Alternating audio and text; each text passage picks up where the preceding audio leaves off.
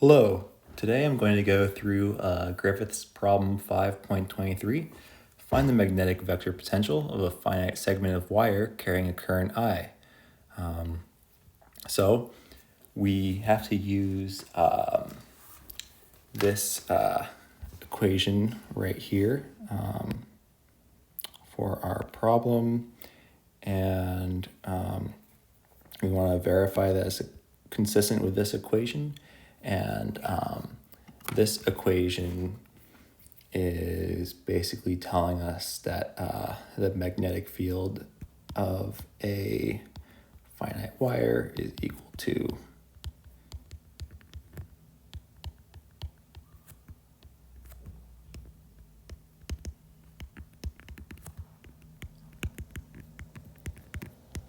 Okay, so for this problem, we can first start by drawing a picture here. So let's start putting our wire on the z-axis. So what I'm going to do here is create a little, oops, I don't like that, little coordinate plane here with z and r. Gonna also have a point here, and we're gonna say that we have these two angles going out to z2 and z1, and this creates an angle theta 2, and this creates an angle theta 1, which is consistent with our magnetic field equation from 5.35. And we can say that this is our change in z prime.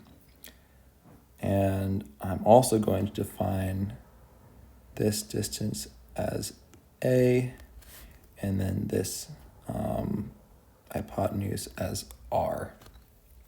Okay, so perhaps the first thing that we should do is define our r in terms of a and z. So we can just say that's equal to the square root of a squared plus z squared, Pythagorean theorem. And then let's plug some stuff into our magnetic potential equation. So I'm going to say that a is equal to mu naught for 4 pi times I. I'm going to have an integral from over our length, so that's a z prime, so from z1 to z2 of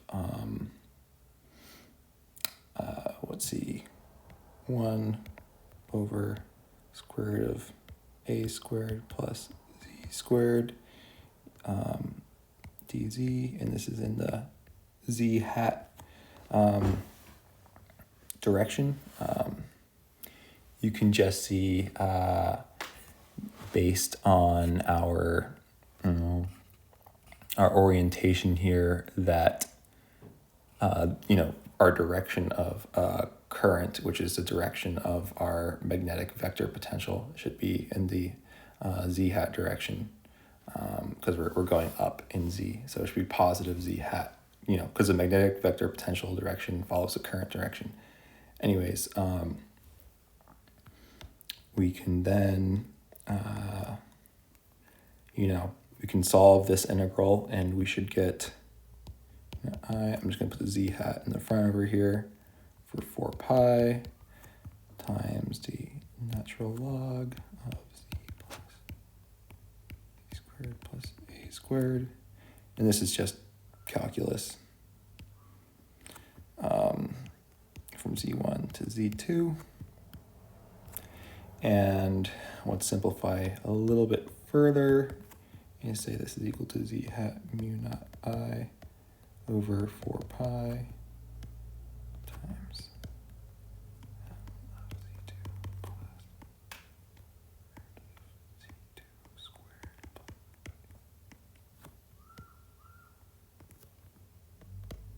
I'm just using some natural log properties to do this division here, since they're subtracting from one another. And after that, we have an equation for our magnetic vector potential. So that's answer to the first part. But we want to see if we're correct. And perhaps the best way to do that is to find the magnetic field from the vector potential and see if it matches with our original equation here. So we can say that our B vector is equal to the curl of the magnetic potential. And if you actually do the determinant, you should see that all you really need to do is this partial derivative here with respect to r. We're just going to say that's a because we plugged it in as a over here. If you want, you can just look up the curl vector formula. It's pretty straightforward, so I'm not going to go through it here, but it's equal to negative mu naught I over 4 pi times 1 over z2 plus the square root z2 squared plus a squared times a over square root of z2 squared plus a squared.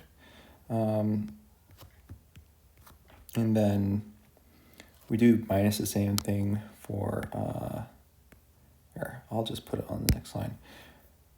We do minus the same thing, but with z1, so that's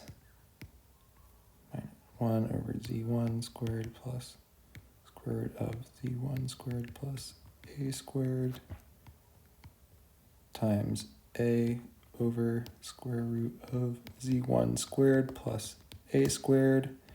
And then when you do the curl, you should find that also this is in the phi hat direction.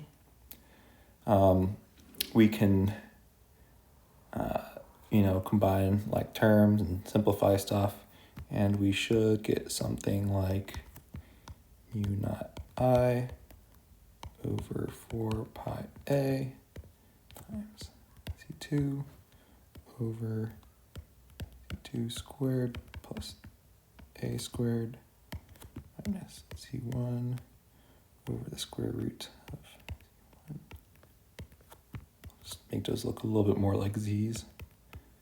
A squared, still in the phi hat direction.